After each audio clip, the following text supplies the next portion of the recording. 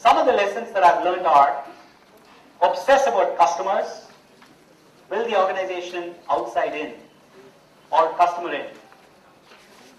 Create a culture that has this customer obsessiveness. Add value to your customers' lives. Find solutions to their problems. Work and live with values. They are the bedrock of our lives. Formulate and state your values very clearly, then live them and communicate them constantly. Keep learning. Every day is an opportunity to learn something new, something valuable. Find and have purpose to your life. The means usually follows as you persevere. Good is the enemy of great. Don't settle for anything but the very best. Spend time hiring the right people and equip and enable them to achieve the goals. Lead from the front and support from the back. Carry people with you. Money is important like air. It enables us to live. But remember, we don't live to breathe. We breathe to live. Aim to make a difference in everything you do.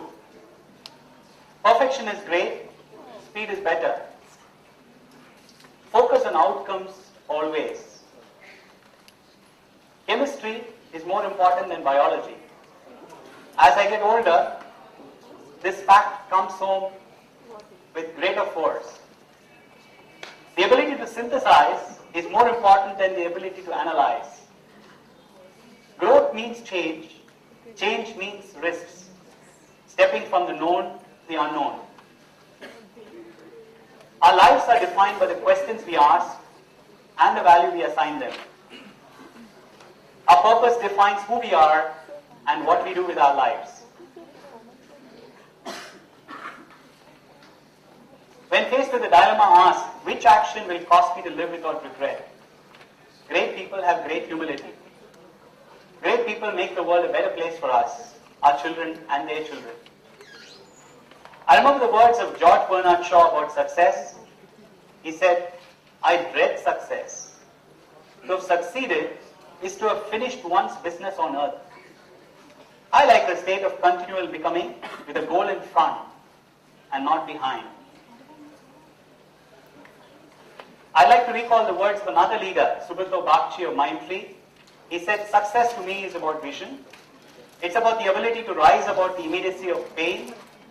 It's about imagination and sensitivity to small people. It's about building inclusion, about connectedness to a larger world existence. It's about personal honesty. It's about giving back more to life than you take out of it. And it's about creating extraordinary success with ordinary lives. I'd like to end with a story of one extraordinary person who exemplifies the very best of entrepreneurship and humanity.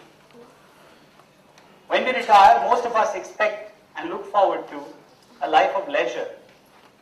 But in 1976, when a 58-year-old eye surgeon retired after decades of dedicated work in government hospitals in Tamil Nadu, he set out to provide eyesight to as many people as possible, irrespective of their ability to pay. This remarkable surgeon, Dr. Govindappa Venkadaswamy, believed that of the 12 million blind in India, close to 10 million could easily be treated as cataract, which was the main reason, could be set right by a simple operation. But for that, he needed a hospital. He did not have the money to build one, and so set up one in his rented house at Theni near Madurai.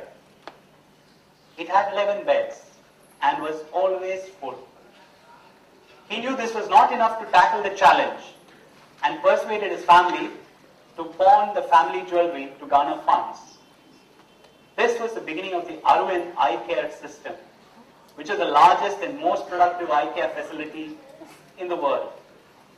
From April 2007 to March 2008, some 2.4 million persons received outpatient eye care and some 300,000 surgeries were performed at Arvind hospitals across Madurai, Theni, Tirunelveli, Coimbatore, and Puducherry. You'll notice the absence of Chennai and other metros here. The hospitals serve, of course, the rich who pay for the modern cataract surgery. Very nominal fee of about $20. They pay about 800 rupees, about 800 to 900 rupees. And, of course, the hospitals treat the poor for free. The sales, advertising, and promotion of Arvind focus on attracting free rather than paying patients. For example, the sales force has targets for the number of free patients admitted. Weekly sales meetings monitor achievements of these targets.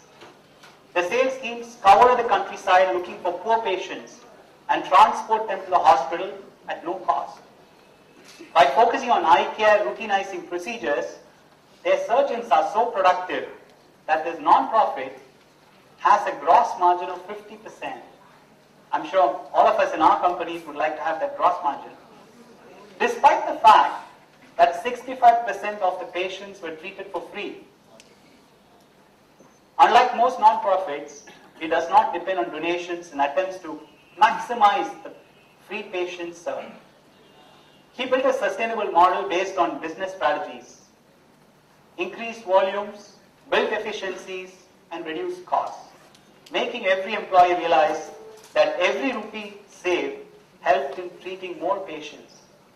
His achievements are all the more remarkable when you learn that he had to retire in 1948 from the Indian Army Medical Corps after developing severe rheumatoid arthritis, a disease that left his fingers crippled and changed the course of his life and of millions others. So what did he do when he was forced to do this? Rather than retire, he returned to medical school and earned a diploma and a master's degree in ophthalmology. With hard work and determination, he trained himself to hold a scalpel and to perform cataract surgery. In time, he personally performed over 100,000 successful eye surgeries after he was diagnosed with severe rheumatoid arthritis.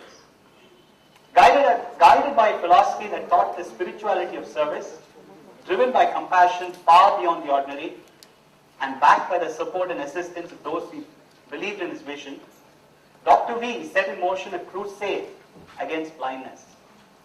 His work and its remarkable results have gained worldwide recognition, transforming millions of poor.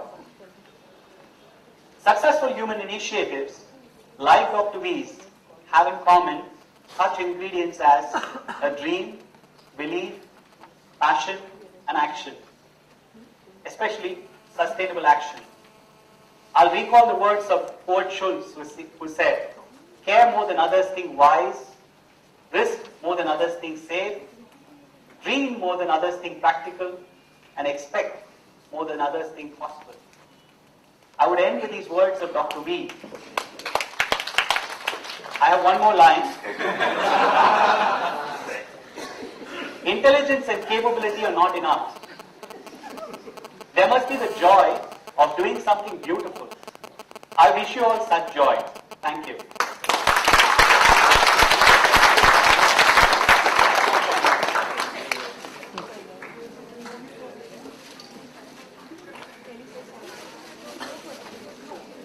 Recommendation. It wasn't crossword recommends, it was Sriram. And for me that worked. The fact that it was a person putting his name to the whole thing. So just the genesis of that idea. So innovation, as Sridhar told us in the morning, you always go back to the users, consumers, right? For us, the answer to every problem was to actually put ourselves in our customer's shoes. In fact, as a colleague of mine at IIM Ahmedabad says, the thing that people forget when they want to put themselves in customer's shoes is to remove their shoes. Yeah? So what we did was simply immerse ourselves in our customers' lives, and we asked ourselves what would add value to them. And we realized that there were different needs that customers had. One set of customers wanted popular books. They wanted to know which were the fast-selling books, because for them buying a book was a risk. Not only in terms of money, but in terms of time invested. They wanted to be sure that they were buying a good book.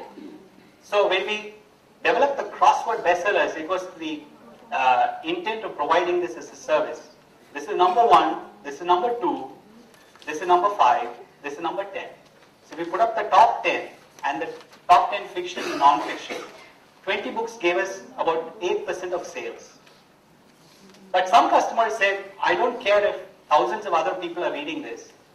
They said, has somebody read it and liked it? Can somebody recommend it to us? So initially, many of us recommended the books, not just me. But it got to a point when we had several stores that quality was becoming an issue. As a process, how do you control the quality of books that are recommended? Then it was suggested that we retain one person to do this, and I was elected to do the job, and that's how I did it. We developed several such concepts based on insights we had about customers. About 15% of sales came from the recommended books. Yeah. Thank you. Yes? You need a mic? Okay, you recommend so many books. I want to know, how do you manage your time with reading so many books, recommending them, running the store, managing the store, expanding it, and so on? How do you manage your time? Well, learning has been a passion from a young age. And for me, reading was for several reasons. One is for knowledge. The other was for entertainment. And I found that books have added tremendous value to my life. So if something is valuable to me, is able to add value to my life, it was only logical that I spent a certain amount of my life with them. So, like most of you, when I work between say 9 and 7 or 8 in the evening, I don't have time to read. I mean, if I were to be found sitting at my desk and reading books, then it will first of all set a wrong example of what people were supposed to do at work. Second, I would not get work done. So I had to read like all of you, either before I came to work or after I finished work. So I have a few secrets. One is, I carry books everywhere I go. In my car, on myself. Before I had cars, I used to take buses and trains. And yes, there's a lot of productive time there for books. I have books in my house, in my office. Everywhere I go, I have good books around. Second, I find that if I carry multiple genres, then I read more. I don't only carry fiction, I don't only carry non-fiction, I don't only carry business books. I usually have a mix of books with me. So depending on my mood, I have a novel to read, or I have some business book to read, or some interesting non-fiction. Third is, I've learned how to read effectively. For instance, if I'm reading a work of non-fiction, I don't have to read the entire book to get the gist of it. If you first of all look at the contents page and look at the title of the book, it will give you an insight as to which chapters are dealing with the core purpose of the book. So you go and look up those chapters first. You look at the index pages, you will get to know what are the, how many pages are devoted to how many of the important words, right? And which words again relate to the core of the book. So if you go and look up those pages, you'll get lots of insights about what the book is talking about. Okay? So a 300-page book, at the end of it, maybe, able to give you the essentials of it over 30 or 40 or 50 pages. So if I can find those 40, 50 pages, and then if the book is if the message is interesting, then I will go and read the entire book. Yeah, things like this. I've developed my own system. But I find that books add value to my life, so I spend time with books. We need to manage our time better. So I think I'll take a last question from Nikhil. Yeah. Care has been the hallmark of whatever you've been doing. What are 2 or 3 major challenges you faced in this area, and how have you overcome them? What have been your real success stories in overcoming something that is so critical to your business? Good customer care. This is the attitude that people have. Employees believe that they are there to serve the interests of the organization. They don't believe that the interests of the organizations are served when you serve customers well. Yeah? So when we had, for instance, I'll give you an example. When we had the money back guarantee, we had a 14-day period by which you could come back and get your book exchanged. Now, employees took that literally. So if a customer came on the 15th day, they said, oh, we are protecting the interests of the company. We are preventing people from misusing it. And they would say, no, you can't do it. So, attitude that looking at customers' need, helping them achieve their outcomes is the purpose of every business. Yeah? So that attitude, I find that if you're able to change that attitude, you've got great customer care. If you don't have that attitude, whatever else you may do, it's not going to work. Yeah? Sure. That's the gist of it, within a minute. Yeah? I think we'll stop here. Yeah, but I'm going to request Preeti and I Ashish. can't claim that. Thank you, sir. It's been a pleasure. And I must commend more than HR and such a wonderful job. I'm just going to read this out, Preeti. Yeah. It's called it says, thank you for enriching and inspiring the MTHR global community. Thank you. So we move on to our last session. Incidentally, since you mentioned it, I found it very interesting that both Crossword and MTHR have the same objective of fun and learning. One of the first things that we said is learning in a fun way. That's how MTHR started. So that's very interesting. Okay, it's very surprising that our last speaker is sitting on the last seat. Professor Ranjan Das, who has come in place of Captain Raghuraman, who was our original speaker, actually deserves a seat right there. Professor, please, if you could come ahead. And which he'll reveal to you. But what I want to tell you is that the first thing that you'll notice is that this 59-year-old man has the energy of a 40 or even a 30-year-old perhaps. Okay? So, Professor is on his sabbatical of 2 years and he's walking slowly not because he's devoid of energy but because he's had a bad accident just some time back. Yeah, so he's just kind of getting back the energy in his leg. Professor, as I mentioned in the morning, is Mr. Ankur Desai. Do you remember your batchmate, Professor? Ankur. Hi. That was batch of 76. And post that, Professor has had a couple of entrepreneurial ventures before he decided to go back into academics. I'm going to cut that story short. He is among the best known authorities for strategy across the country. I'd heard of Professor Ranjan Das long before I kind of met him and got an opportunity to do some work together. And he started something that is absolutely interesting. It says, it's called the Strategy Academy. Please check out the strategyacademy.org. Okay? And it says strategy for all. Okay? Which means that strategy is not just for the senior management and not just for marketing or finance or a particular function, but for everyone. Okay? So he's designed through a digital method, which is not e-learning, but through video conferencing, if I can call it that very loosely, strategic programs that get completed in just 16, right, Professor? 12 contact sessions of 3 hours each. And one of the best things that he is doing now, and I'm actually proud to have had the privilege of reading what he's offering. He's going to offer a program specific to the HR community, okay, which is strategy for HR people. And therefore, I've requested him to speak on repositioning HR in organizations. Something that is extremely topical. I mean, just think about it. All of us have been hearing so many times all across, all the time that, when will HR be in the driver's seat? Yeah? Or when will HR take its place at the negotiating desk and so on and so forth.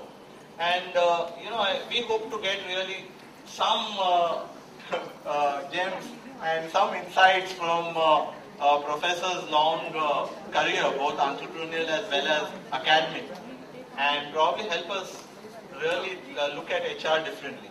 So, welcome Professor once again, and it's great to have you here.